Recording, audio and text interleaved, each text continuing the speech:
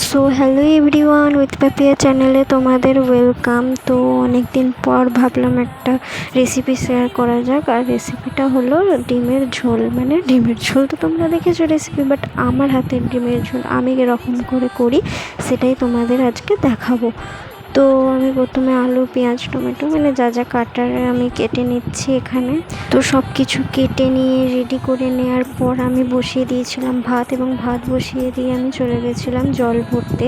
তো তারপরেই আমি রান্নাও বসিয়ে দিয়েছিলাম। তো তোমরা দেখে নাও, প্রথমে আমি আলুটা ভেজে নিচ্ছি। তো ভালো করে আলুটা ভেজে নেওয়ার পর আমি এটা তুলে নেব, এবং তারপরে ভেজে নেব হচ্ছে ডিমগুলো।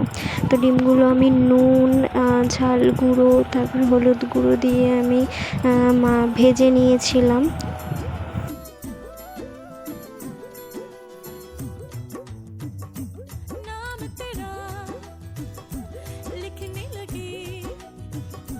এখানে আমার আলু আর ডিম দুটোই ভাজা হয়ে গেছে। এরপর আমি তরকারিতে দিয়ে দেবো ফোড়ন, আর ফোড়নে আমি দিয়েছিলাম শুধু জিরে। তারপরেই আমি পেঁয়াজ কুচি দিয়ে দিলাম, আর পেঁয়াজটা ভালো করে ভাজা হয়ে এলে এরপর আমি দিয়ে দেবো টমেটো।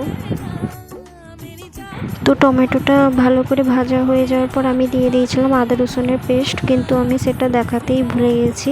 তারপরে একে একে আমি সব গুঁড়ো মশলাগুলো, যেমন হলুদ গুঁড়ো, ঝাল গুঁড়ো, জিরে গুঁড়ো সব কিছু দিয়ে আমি ভালো করে মশলাটা কষে নেব।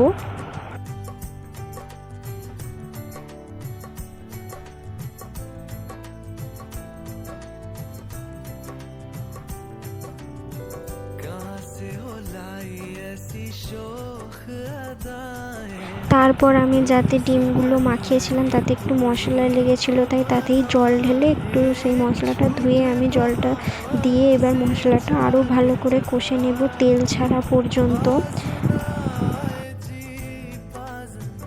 তারপরে আমি আরেকটু জল দিয়ে ঢাকা দিয়ে দিয়েছিলাম, এবং তারপরে খুলে দেখছি যে মশলাটা যখনই তেল ছেড়ে যাবে তখন আমি আলুগুলো দিয়ে দিলাম।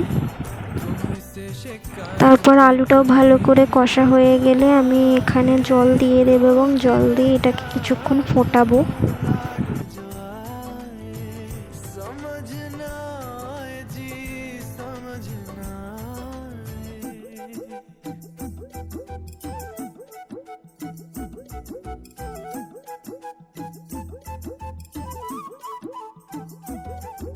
তারপরেই তরকারিটা ফুটে এলে আমি দুটো ডিমও দিয়ে দেবো, এবং ভালো করে তরকারিটা এবার না হওয়া পর্যন্ত চাপা দিয়ে রেখে দেব।